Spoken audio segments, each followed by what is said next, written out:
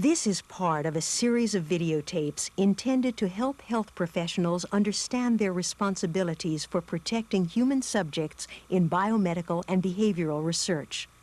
One program discusses the criteria used by IRBs for reviewing research. Another shows how to apply the basic ethical principles which underlie the involvement of human subjects. The series begins with this program, which looks at the historical backdrop of concern for human subject protection. It then follows the evolution of these concerns toward present-day practices.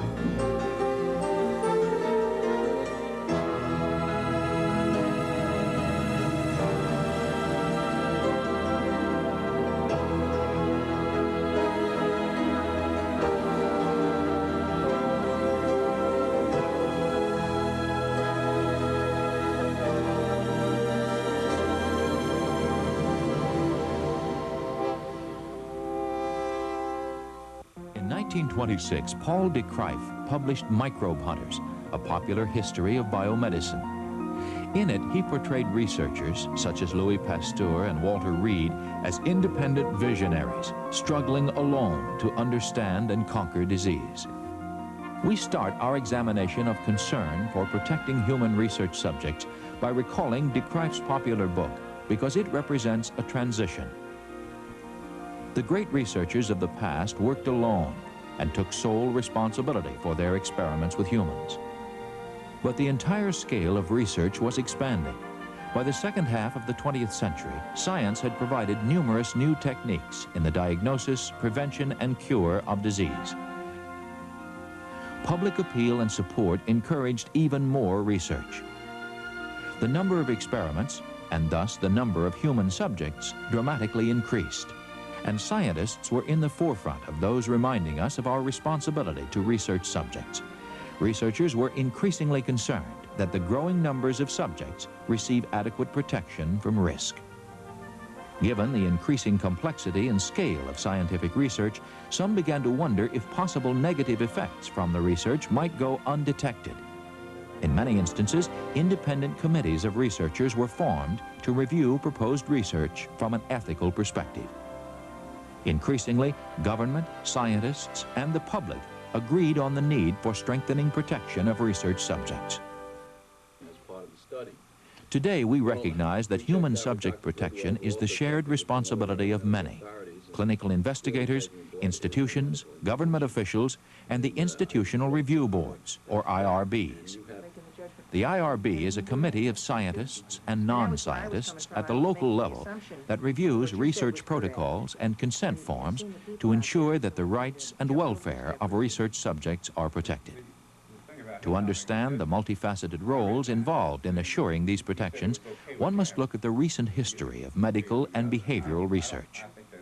Part of that history are the key events that resulted in the protective mechanisms we have today.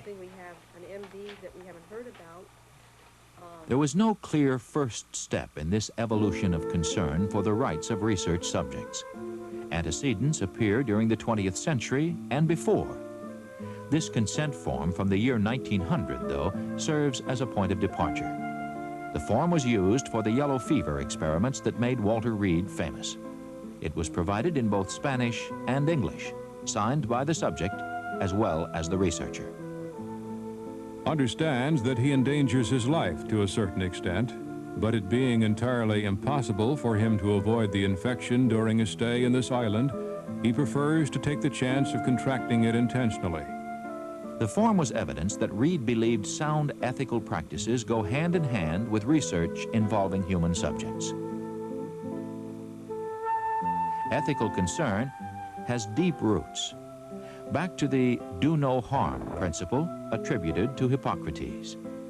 Protecting research subjects has been a long-standing basic tenet of experimental medicine. But medical research is characteristically frustrated by blind leads, ambiguous results, and negated hypotheses. Yet there is pressure to continue medical progress, and occasionally investigators have been inadequately sensitive to the need to protect the interests of those who are actually at risk, the research subjects. As we follow the evolving concern for research subjects, we will encounter some occasions when subjects were not adequately protected. Such examples of research constitute a tiny minority of experimental work, but they did stimulate researchers and the public to improve systems for protecting research subjects.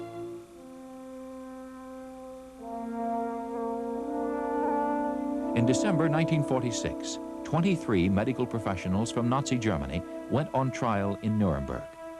They are important because their actions precipitated the first modern effort to formulate an international code of ethics protecting human research subjects.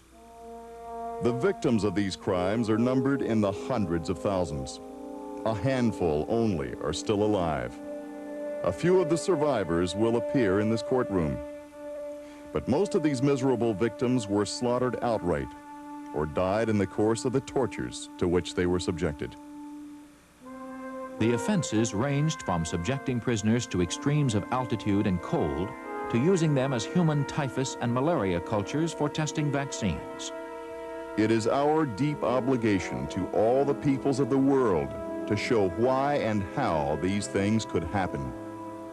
It is incumbent upon us to set forth with conspicuous clarity the court, in condemning these doctors, accepted and codified ethical standards that the defendants had grossly violated. These standards came to be known as the Nuremberg Code, the first internationally recognized code of medical research ethics. The code sought not merely to prevent experimental abominations in the future, but to increase the protection of the rights and welfare of human subjects everywhere by clarifying the standards of integrity that constrain the pursuit of knowledge. The code was a guide, not a law. The first of its 10 principles stresses the necessity for voluntary informed consent from research subjects. It defines the meaning of informed consent and places the responsibility for obtaining adequate informed consent on the researcher. Other points include, experiments should not be random or unnecessary. Experiments with humans should be preceded by experiments on animals and surveys of the natural history of the disease. Unnecessary physical and mental suffering should be prevented. Experiments should be conducted by scientifically qualified professionals. Subjects should be permitted to withdraw at any time, and investigators should be prepared to stop an experiment at any time if the subject is endangered. The Nuremberg Code enumerated the fundamental principles that ought to guide research involving human subjects. But it was not the last word. Although the role of informed consent seemed clear enough in biomedical experiments, this was not always the case for other research involving human subjects. In the early 1950s, the Wichita, Kansas Bar Association became concerned about articles in a nationally syndicated column suggesting trickery when lawyers argue before juries. The Wichita lawyers wanted reliable information on how juries deliberate and reach decisions. At the same time, the University of Chicago received a Ford Foundation grant to study a variety of legal issues, including jury behavior. In 1953, with the cooperation of the U.S. 10th Circuit Court of Appeals and approval of lawyers on both sides, University of Chicago researchers recorded 6 jury deliberations without the knowledge of the jurors. The transcripts were carefully guarded, and names in the cases were changed to protect the identity of all involved. In 1955, Senator James O. Eastland brought this matter before the Senate Internal Security Subcommittee.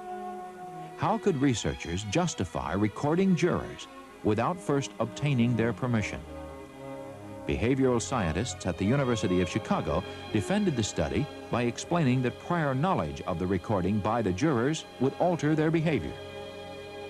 Others agreed with the Washington Post. A jury imperatively needs to carry on its deliberations in private.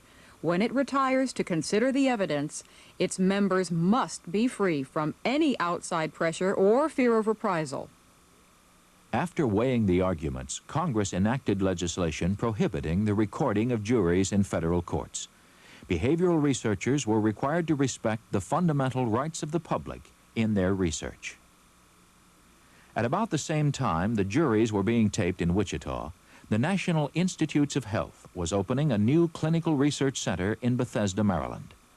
Rules of the new research hospital required a panel of qualified scientists to review the protocol for any research involving healthy volunteer subjects.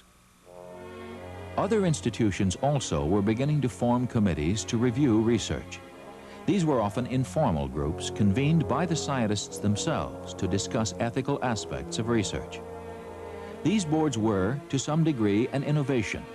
They were not the institutional review boards of today. They did not, for example, include members from the community, but they were a step toward the IRB. In the early 1960s, a new drug, Thalidomide, was introduced for experimental use in the United States. It had been prescribed extensively in Germany and England. The 1938 Food, Drug, and Cosmetic Act allowed pharmaceutical companies to distribute new drugs for testing without FDA review. In the thalidomide case, it is estimated that more than 1,000 doctors in the U.S. administered the drug. Many of these doctors did not tell their patients the drug was experimental. When it was discovered that thalidomide taken by pregnant women could produce tragic deformities in the fetus, there was a wave of public reaction, and the use of the drug was stopped. The Kefauver-Harris hearings resulted in the 1962 amendments to the Food, Drug, and Cosmetic Act, which included requirements that investigators must inform potential subjects of the experimental status of the drug and obtain consent. In requiring consent, Congress allowed the physician to decide whether or not obtaining consent was in the best interest of the subject. The new amendments and the resulting regulations were a major step in the developing concept of informed consent by subjects. The protection described in the Nuremberg Code was evolving and becoming mandated through congressional legislation and government regulation. In 1963, another landmark incident furthered the evolution of concern for research subjects. A group of well-respected physicians from the Sloan Kettering Institute approached the medical director of the Jewish Chronic Disease Hospital in Brooklyn, seeking help with a study of the immune system in cancer patients. The research protocol required injecting live cancer cells under the skin of feeble and seriously ill patients. The injections were given. Apparently, the patients were told their resistance was being tested. They were not told the injections contained live cancer cells. The story would have remained untold had a non-physician on the hospital board not inquired about the propriety of injecting patients with cancer cells, and had he not taken the hospital administration to court to obtain access to the patient's medical records. Once the lawsuit drew public attention, the research was severely criticized because of its failure to respect the research subjects. Had the physicians betrayed their patients' trusts? Were not the doctors facing conflict between their obligations to their patients and their desire to obtain research results? The civil rights movement and the social climate at that time encouraged an increased concern for all human rights. Whether the subjects were elderly people, poor people, children in institutions, or prisoners, researchers could expect criticism if the individual's rights were not respected. During the late 50s and 60s, Dr. James Shannon, director of the NIH, conceived a study to determine how to protect research subjects adequately. In 1964, he appointed a committee to review the study and design mechanisms to ensure that subjects would be systematically and uniformly protected in all biomedical and behavioral research funded by the Public Health Service. About the same time, with the public recalling American prisoners of war being brainwashed during the Korean War, debate over the safety of psychological research intensified when Yale University investigators published a paper entitled Conditions of Obedience and Disobedience to Authority. The situation in which one agent commands another to hurt a third turns up time and again as a significant theme in human relations. It is powerfully expressed in the story of Abraham. In the experiment, the subject was told to give what appeared to the subject to be an electrical shock to another person for the stated purpose of studying the effects of punishment on learning. This allowed the investigator to observe the subject's willingness to carry out orders, even if they resulted in pain or harm to others. No electrical shocks were actually administered. Afterwards, the principal investigator carefully explained the real purpose of the events to the subject. The study caused a furor. In The American Psychologist, Dr. Diana Baumrind, a behavioral scientist, spoke for many. It is potentially harmful to a subject to commit in the course of an experiment acts which he himself considers unworthy, particularly when he has been entrapped.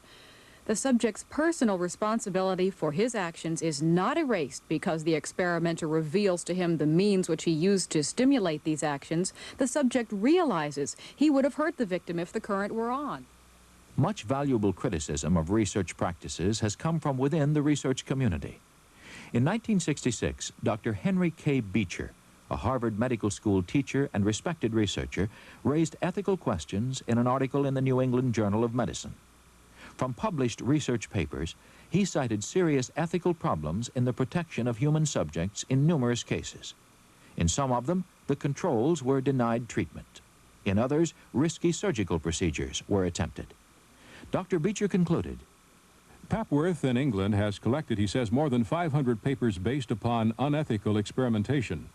It is evident from such observations that unethical or questionably ethical procedures are not uncommon. All so-called codes are based on the bland assumption.